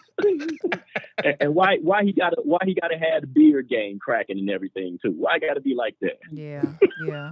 He's the next Black Panther for sure. Okay, you're watching Relationshiping with LaDonna Ray and Lorenzo T. Hughes. And we have had a awesome time talking to JD. He's on the line, and we've got another caller that just came through. I've Caller, had a awesome time talking to JD. wait, He's you on gotta the turn line, and we your you have gotta another turn your caller that stuff just down, came through. girl, or guy. 4748. Hi, you're on the air. Hi, how are you? I'm just for tears there in the chat. Oh, yes, hi. Oh, I saw what you were putting. He said that was 1,000 years ago. Hey, what's going on just No, for tears? good. How are you, bud? Go Hey, ahead. what I said is that game has been going on for 1,000 years. Okay, You know what okay. I mean? I get you. Yeah, It's okay. not it's not the game of what y'all were expressing has been going on for 1,000 years. Okay. My mistake. I And didn't it get a chance to has. read it. I read that. I Okay. read that, but I'm like, my screen ain't working, so Shout I out to couldn't you, do it. Dust for Tears. Shout out to you, man. Shout out, shout Yes, out. But go yeah. ahead. First off, I've never seen y'all folks before. You popped up on my YouTube, and I started listening. Uh-huh. And y'all are having a good conversation, so I appreciate that. And you know what? Just for tears, No, it's I'm Dust for Tears. yeah, dust Dust. for tears, dust for Yes. tears. I apologize. I'm Just for glad you Tears called was in. I'm last glad you week. called in. You can call me John. All right, John. What you got for us, John? Give us Oh, man, something. Give us something. man, there's so much y'all have said in the past 20 minutes. I had so many points in the past 20 minutes. I'm like, no, let me talk about this. So Uh-huh. right now, I really don't know. Here's the thing. Like, I'm a white boy that grew up in a black community. My mom wasn't around, and it was a black mom that basically raised me for a handful of important years in my life. You know what I mean? My point. I've seen. How do I say it? First off, let me say, I never mean to come off as racist if it comes off that way. Just for And tears. furthermore, I also like don't hesitate to call me out either. You know what I mean? This Like is a you're not going safe to offend space. you're not going to offend my feelings. This is a safe space, Dust for Tears. Safe space. It's John. a safe space. Like, thank fucking God. No. There are so many things. God, I don't even know where to start. First off, I believe that the black community needs to learn how to keep the black dollar in the black community. Then I believe that they need politicians that have the black community's interest at heart, that aren't going to be sold out to the, and I'm not talking Republican, Democrat, I'm just talking politicians in general. There needs to be a revamp of what is going on. And it's not just the black community, it's the Native American community, it's the poor white community in the fucking Appalachia somewhere. Like I said, I lost my train of thought. Like I said, when I first called, whatever. No, it's okay. I agree with the first two points. Doing just fine. Yeah. There needs to be more. That one feller was talking about a single parent household. That is a major problem. Don't get me wrong. I'm not saying that it's not, but that's not just the issue. It's the issue of girls singing along to songs about shaking your ass everywhere, or dudes, selling drugs and killing folks. When you repeat these mantras and things like this over and over and over, that's what you tend to believe is the right thing, especially if you're sucking mud and don't have a pot to piss in. Mm-hmm. You know what I mean? If that's how you feel, that's the only way you can make money. And then when y'all were talking about examples about positive people, Dr. Martin King, whether it's Louis Farrakhan, whether it's Malcolm X, whether it's people like Dr. Ben Carson. Somebody like Dr. Ben Carson is a neurosurgeon, and people will call him an Uncle Tom just because he doesn't vote the way the black community wants him to. Instead of showing. Go ahead. I said there's a little more to it than just the way he votes. But go ahead. I didn't mean to cut you off. And I would love for you to explain to me, and I'd love to talk about it. I understand that there is more to it. It's not just so nuanced. But when you do get examples of, somebody like Dr. Carson instead of somebody like P. Diddy, and who's being idolized, it creates an environment. Yeah, I don't know. Does that make sense? Kind of what I'm saying. It all makes a lot of sense, and you're touching on some points that we have pointed out. Definitely, someone like P. Diddy was in position, but he misappropriated his power, and the unfortunate circumstances came about, and he got away with it for so long. But he could have done so much with the resources that he had. And that's unfortunate that he did not. Dr. Ben Carson, again, same situation. He's the first heart, which one is it? Heart surgeon, I believe it is. And because of this, he could have led an entire nation of young black doctors to do the same thing. But instead, he went where the bread was nicely buttered. And there's a lot that comes with that. You understand? And there's a lot more examples, I'm not going to speak softly with you. I'm just going to speak. No, that's just absolutely don't right. Absolutely do not worry about that. Yeah, I'm not even worried because you've already come on here and give me a permission 10. Okay. so it's so easy. Even being a black American, I'm here. So it's so easy. It's sometimes it's hard to identify what the problems are and then also identify a solution. Okay.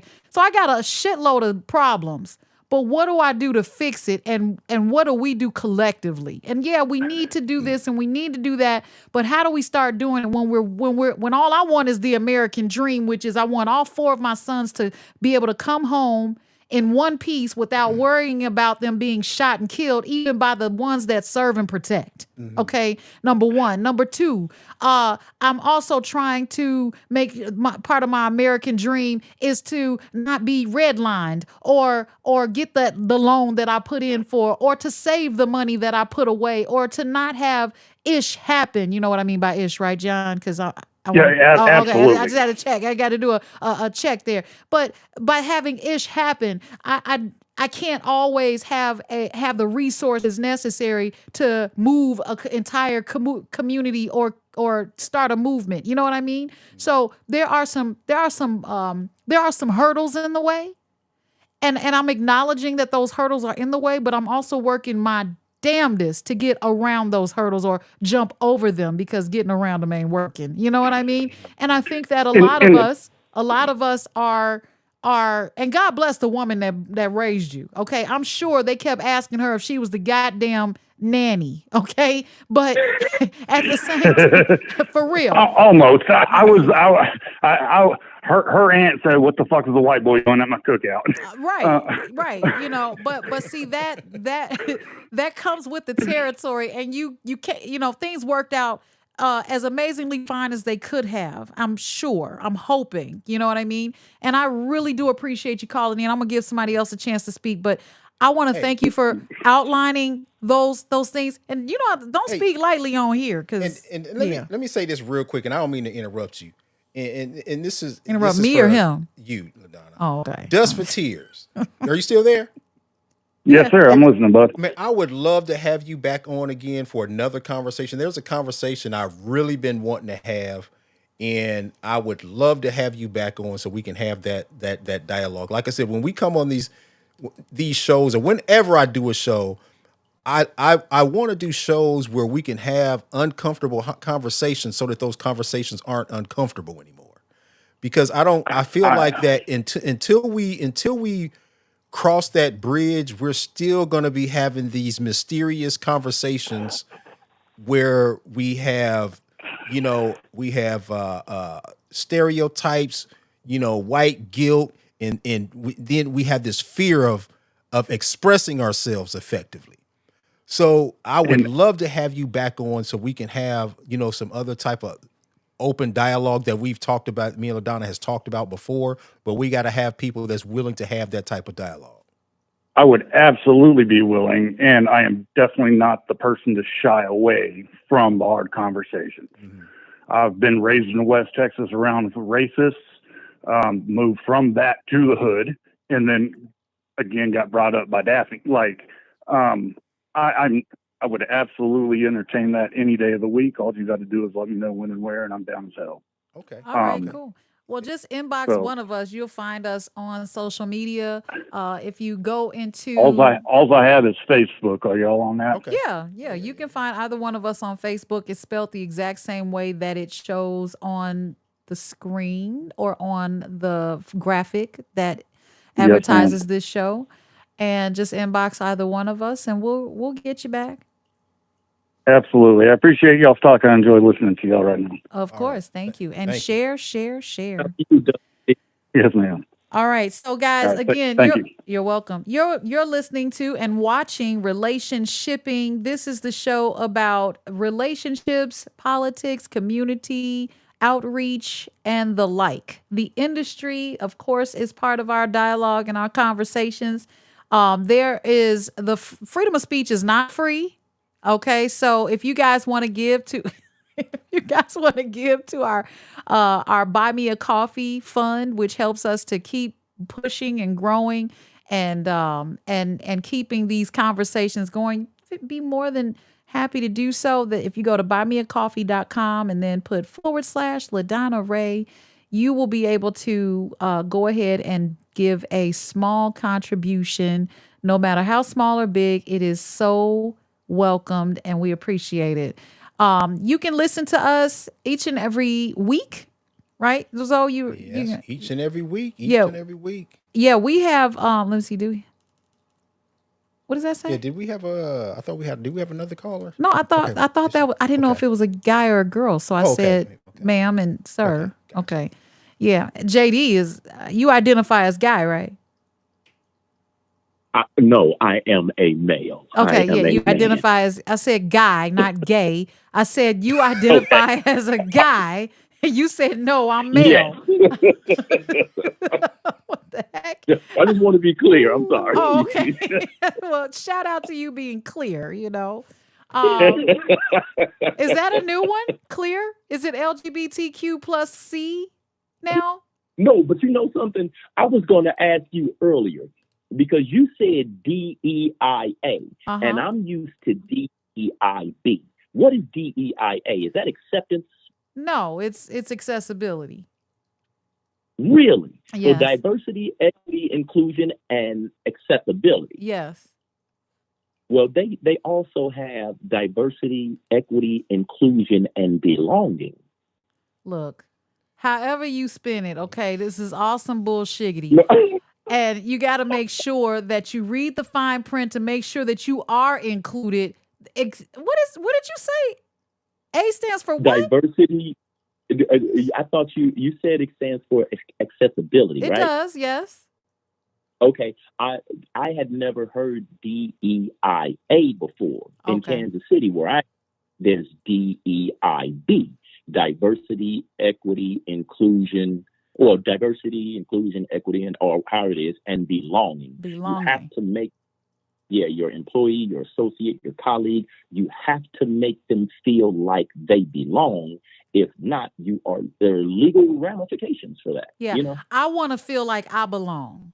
Okay, am I part of that protected status? I want to feel like I belong. How about single mothers belong? How about I was an only child belong? I need an only child parade next year. All only children stand no. up. What? What? I feel like, first of all, I was bullied because I didn't have any brothers or sisters at my school. So there, I want to belong. Wait, What? but do you feel you should get reparations for the harms that you went through on your journey? Absolutely, I should get reparations. In fact, that would give me a leg up, and then I can pass those Well, I'm gonna enjoy the reparations first, and then I'm gonna learn how to multiply those reparations, and then I'm gonna leave it to my people. You know what I'm saying? I'm gonna leave it to my children and my grandchildren. Look, Lorenzo's telling me, look at the time. Have we gone too long? Because our numbers keep going up. It's like it's What? hard to say goodbye What are when numbers? everybody's And the enjoying. numbers going up. The They ain't numbers are going. Right. going up. They're They asking for the are they calling contribution in? link. You know Are what they I'm calling saying? in? I got the Tell them number. to call in. I Come got on. I got the number showing. Well, I Okay. did have it showing. I pulled it down, but because I didn't know if anybody else was brave enough to go after. John was like dropping the business. He was like, "Look, don't you love those conversations where they start off with all the look? I don't want to seem. See, here's the thing. Okay. Let me explain. So, and then he came with it, which is fair. It's Yeah. fair. Yeah. Especially in Texas. So my dad said that Texas is where the white people were made. That's why he won't move to Texas. Texas is where the white people were made. That's what my dad said. My dad grew up in Mississippi. What can I say? Created in Texas. Created, made, same thing. Didn't you say belonging and accessibility? It's all the same. It's all the same. Just depends on what Okay, I state see you're what I'm in. dealing with now. It's all the same. But yeah, I did put the contribution link in the chat, guys. It's buymeacoffee.com/LaDonna Ray. and And you can, yeah, and you can still drop something in the chat, y'all. What are your thoughts? it's a lot. Yeah. You haven't seen Hey, them? you ain't. I had them looking. up. Okay, I see some new ones. Okay, hold on. Yeah. Okay, What? You want me here? Love it. read a couple. Take a Tell good. y'all. Give us something good. I just read this one. It says, or a contribution link. So I Oh. put the contribution link. That was the last one. There's another one. Oh, that's I love the show. I love the way you guys host together. I love the topics. I love the interaction. It's very, very welcoming, and it's a very, very entertaining platform to be part of. Thank So you. shout out to y'all. Well, thank you, Thank you. JD. Thank you. How many people did you share the show link with? Look, I've been too busy typing, talking, Where my crickets at? Where they at? Oh, that's not it. Yeah. I was looking for the Look. crickets. There they go. Right there. Look, All but right. I'm a Are share. are you editing right now? The, Oh, my I, mic, my I headphones just went absolutely. dead.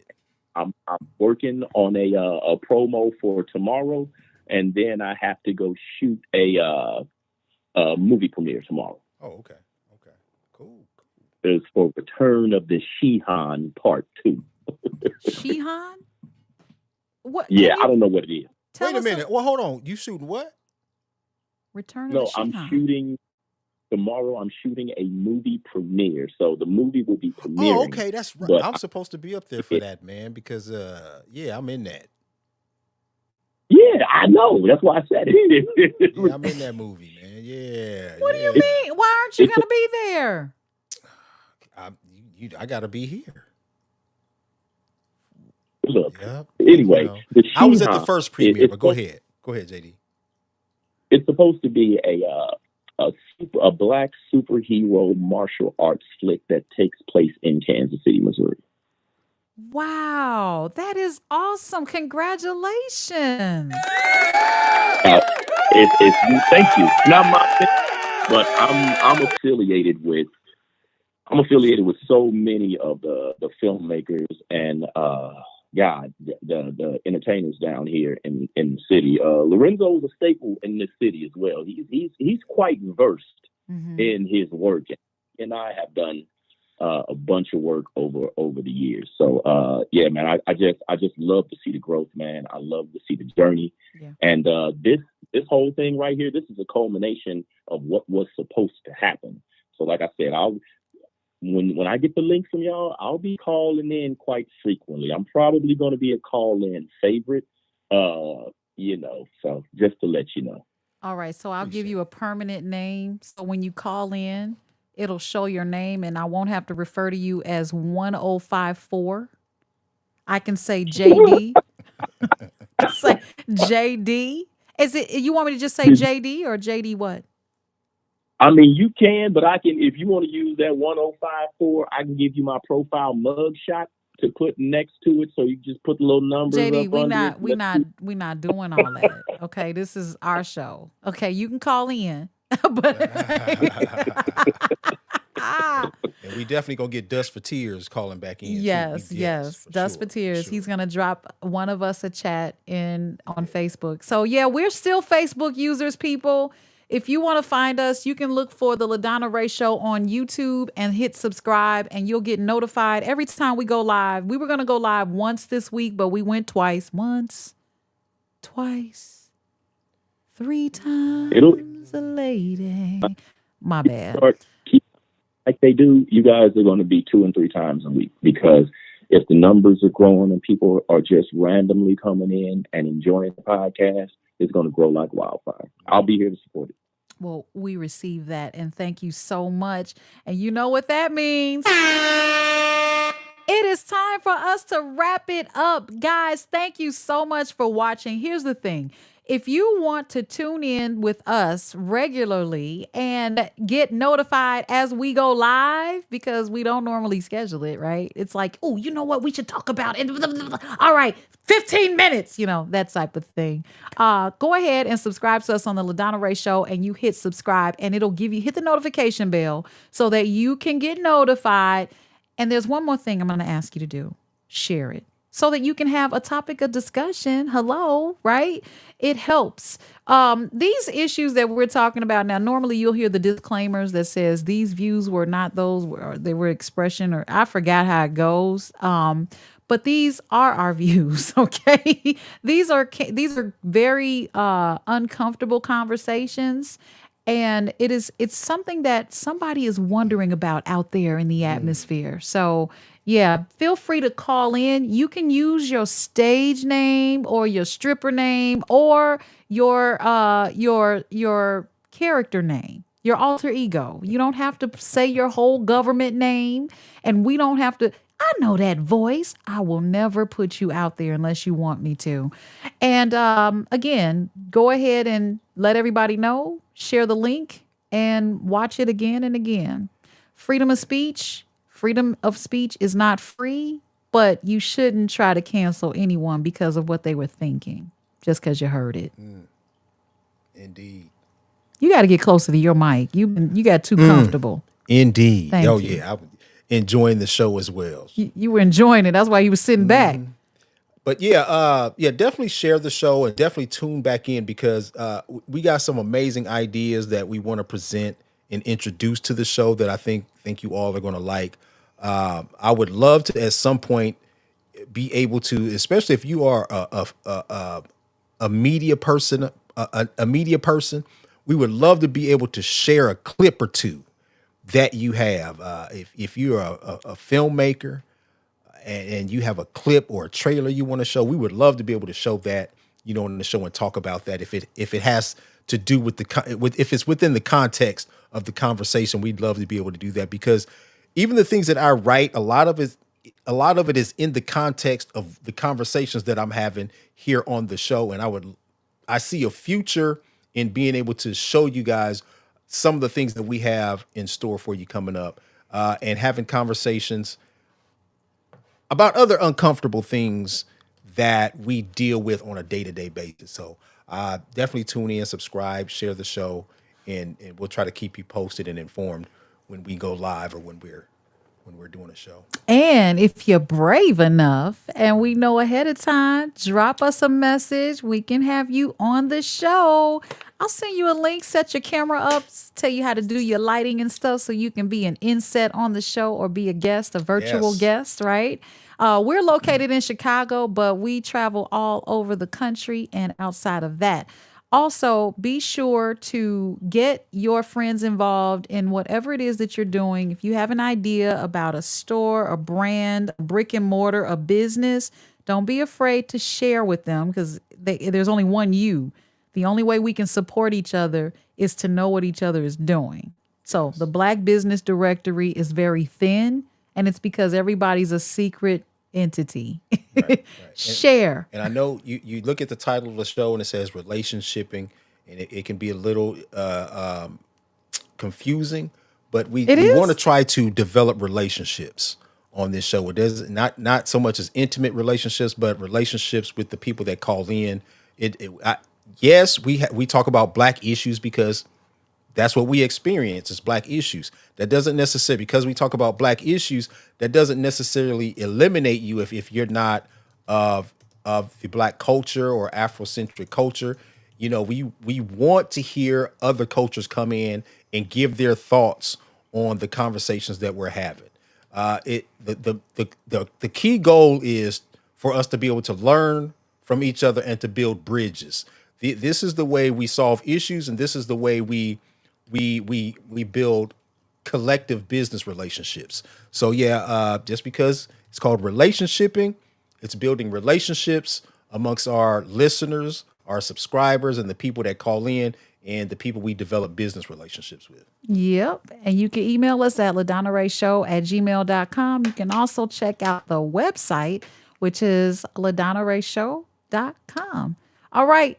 Well, that's it for us. I think it's time for us to skedaddle. That whole thing, you know what skedaddle means, Skedaddle. right? Yeah, I've used it many times.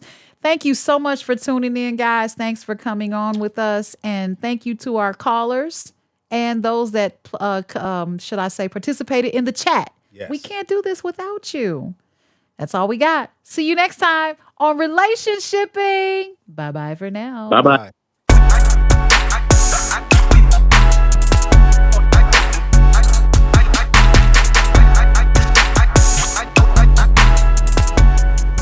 You're not. I think we're